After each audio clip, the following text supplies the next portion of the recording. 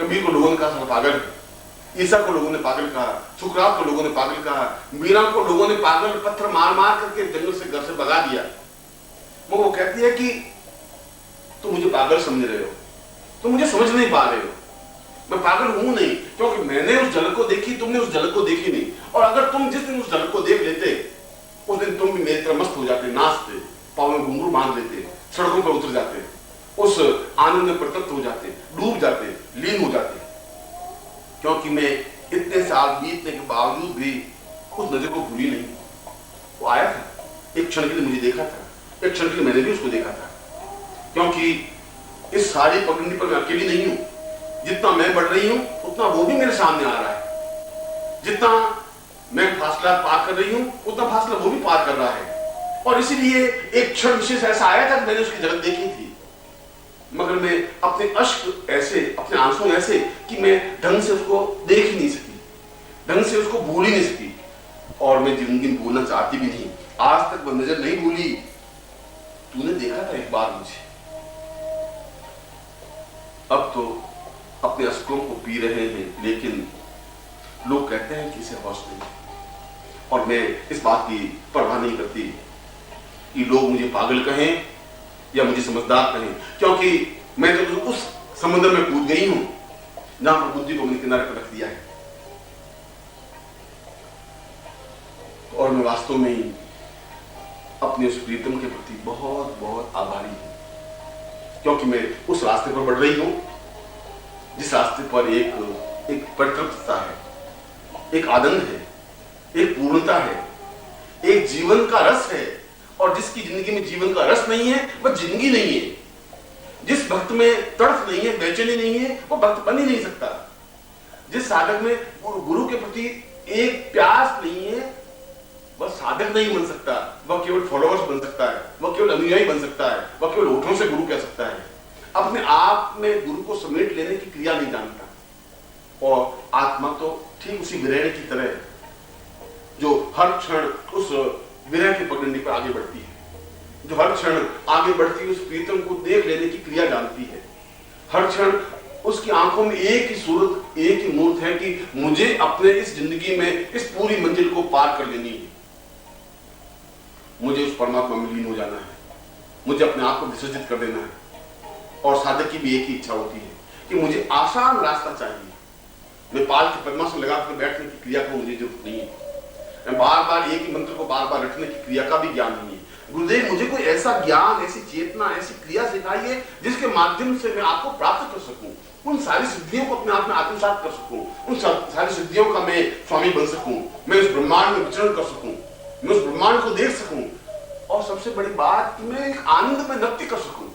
जैसा भंवरा पुष्प के ऊपर नृत्य करता रहता है, जैसे चिड़िया गुनगुनाती है, जैसे नदियां बहती है, जैसा पहाड़ संगीत गूंजते हैं, मैं उस संगीत को सुनना चाहता हूं। मैं उस चिड़िया को, चहचहाहट को अपने हृदय में बसा लेना चाहता हूं। मैं उस लहरों के उस संगीत में थिरक जाना चाहता हूं। मैं उस मन की वीणा को निरंतर बजाते हुए उस परम आनंद को प्राप्त कर लेना चाहता हूं। ऐसी कोई विधि नहीं है, ऐसी कोई क्रिया नहीं है। क्या इसके लिए इतना सूखा रास्ता ही है? क्या उसके लिए पाल की मां पर बैठना जरूरी है? क्या उसके लिए माला के मन की घुमाने जरूरी है? क्या उसके लिए गायत्री मंत्र जपना जरूरी है? और मैं कहता हूं कि नहीं, वह एक रास्ता है, मगर उस रास्ते में हर क्षण बुद्धि तुम्हारे ऊपर हावी हो जाएगी और तुम अपने पूरे जीवन में वह कुछ प्राप्त नहीं कर सकते जो तुम प्राप्त करना चाहते हो। और तुम्हारे पास समय बहुत कम है और तुम्हारा रास्ता बहुत लंबा है, क्योंकि तुम बढ़ोगे तो प्रत्येक क्षण उस बीच में कंकर, कांटे, पत्थर हैं, तुम्हारे पांव लहूलुहान होंगे, लोग कहेंगे कि पागल है, ये दीवाना है, और तुम फिर पीछे पलट जाओगे। फिर तुम्हें वापस जन्म लेना पड़ेगा, फिर वापस तुम इस पगडंडी पर बढ़ना तो चाहोगे, फिर तुम गुरु का हाथ तो पकड़ना चाहोगे, फिर तुम उस साधना में उतरना तो चाहोगे, पर गुरु कहेंगे कि इस रास्ते में तुम अपनी बुद्धि को थोड़ा एक तरफ रख के आओ, क्योंकि तर्क तुम्हारा जीवन का सबसे बड़ा शत्रु है। बुद्धि तुम्हारे रास्ते में सबसे बड़ी रोड़ा है, इसलिए कि बुद्धि तुम्हें सही ढंग से सोचने नहीं देती, तर्क तुम्हें सही ढंग से चिंतन नहीं करने देता। तुम्हारी ये सारी गणित तुम्हें अपने आप में उस रास्ते से भटका देती है, और जब इस रास्ते से तुम भटक जाओगे तो जीवन में वो प्राप्त नहीं कर सकोगे। इसलिए कहा है कि जख्म गहरे नहीं थे जब दिल के, दर्द में इस कदर मिठास नहीं थी। जख्म गहरे नहीं थे जब दिल के, दर्द में इस कदर मिठास नहीं थी। आप ही की मेहरबानी है वरना जिंदगी इस कदर उदास नहीं थी। और मैं चाहता हूं कि जिंदगी में एक तड़प बने, मैं चाहता हूं जिंदगी में एक उदासी बने, मैं चाहता हूं जिंदगी में एक मिठास बने, मैं चाहता हूं कि तुम्हारी जिंदगी एक छटपटाहट करती हुई आगे बढ़े, और मैं चाहता हूं तुम्हारी आत्मा परमात्मा में विलीन हो जाए। मैं चाहता हूं तुम साधक के रूप में मुझ में लीन हो जाओ। मैं चाहता हूं कि तुम अपने आप में पूर्णता प्राप्त कर लो, तुम उस आनंद में नृत्य हो सको, नृत्य कर सको, उस आनंद में पूर्णता प्राप्त कर सको जो अपने आप अपूर्व है, अद्वितीय है, सर्वश्रेष्ठ है, श्रेष्ठतम है। और मैं तुम्हें आशीर्वाद देता हूं कि वह सब कुछ तुम्हें प्राप्त हो। मैं ऐसा ही तुम्हें एक बार आशीर्वाद देता हूं।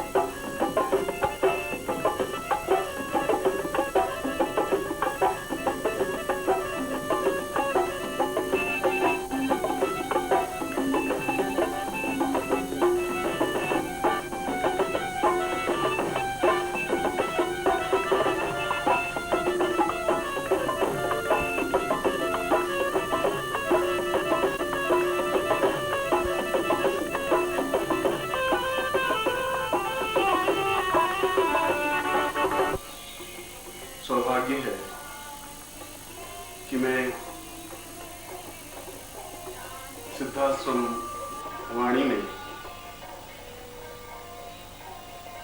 परमहंस परम पूज्य भगवतपाद स्वामी सच्चिदानंद जी के चिंतन से संबंधित उन श्लोकों को उच्चरित कर रहा हूं जो अपने आप में ही दिव्य है, जो अपने आप में ही महान है, जो अपने आप में ही तेजस्विता युक्त है। उनसे संबंधित तो एक एक अक्षर, एक एक वाक्य, एक एक श्लोक ठीक उसी तरह है जैसे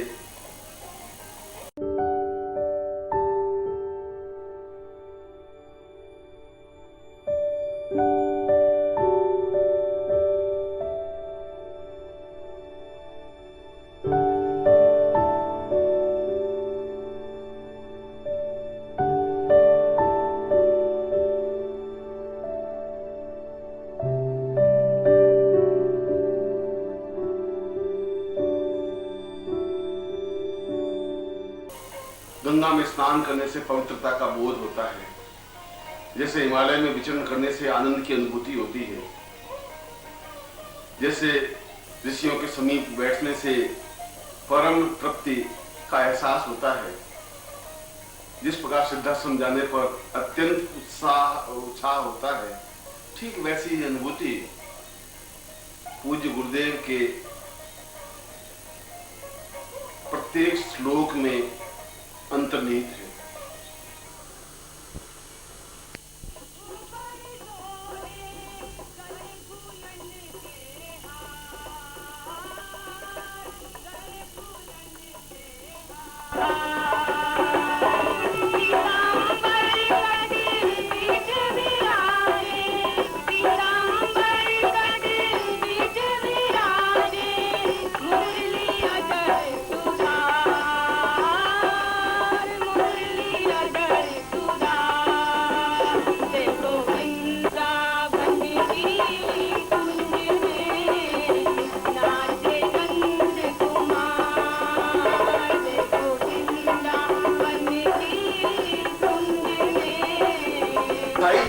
अनुभव ही नहीं किया, उन्होंने केवल सुनी सुनाई बातों पर पोथे लिख दिए। उन्होंने उसको अनुभव नहीं किया, परखा नहीं, अपने शरीर में समाहित नहीं किया, उस शक्ति की तेजस्विता को अनुभव नहीं किया, और इसलिए अनुभव नहीं किया कि कुंडलिनी शक्ति अपने आप में एक तीव्रतम शक्ति है, एक विस्फोट है। विस्फोट ऐसा कि मृत शरीर को पूर्णता की ओर उछाल देने की क्रिया, ये उछाल देने की क्रिया सामान्य क्रिया नहीं होती, जब ठीक अणुबम की तरह होती है, जो एक क्षण में वह अणुबम फट करके प्रलय मचा देता है, तूफान ला देता है, अपने जीवन को एक चेतना युक्त बना देता है।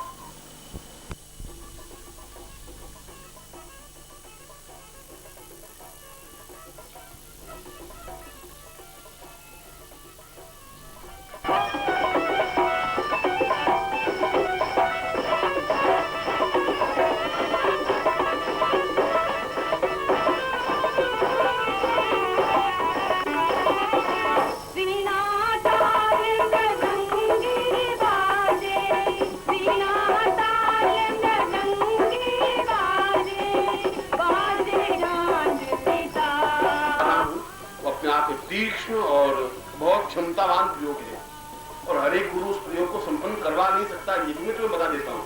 और इसका परिणाम यह है, प्रमाण यह है कि ये कैसेट मैं बना दूंगा, और कैसेट तो अपने किसी पंडित को सुना देना, और दूसरा कोई पंडित या विद्वान वो प्रयोग संपन्न कराने की हिम्मत करता हो तो मैं गुरु का छोड़ दूंगा जिंदगी भर के लिए।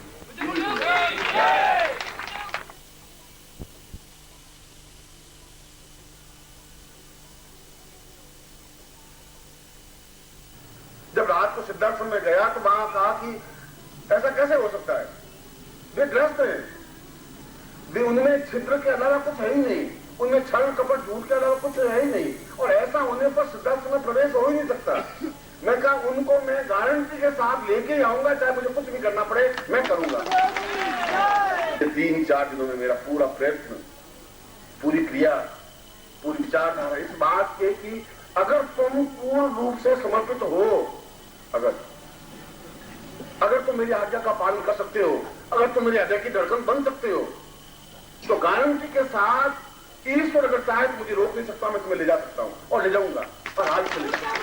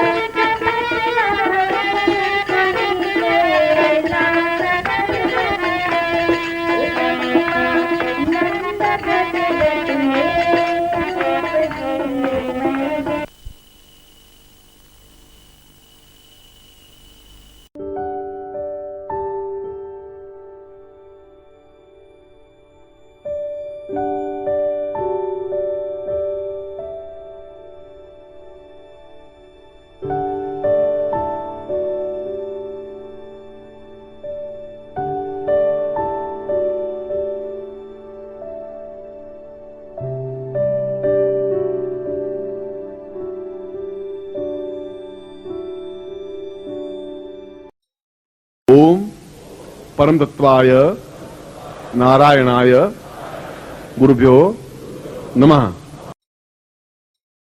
ओम ह्रीं मम प्राण देह रोम प्रतिरोम चैतन्य जाग्रय ह्रीं ओम नमः। ओम भूर्भुवः स्वः तत्सवितुर्वरेण्यं भर्गो देवस्य धीमहि धियो यो नः प्रचोदयात्। परं तत्त्वाय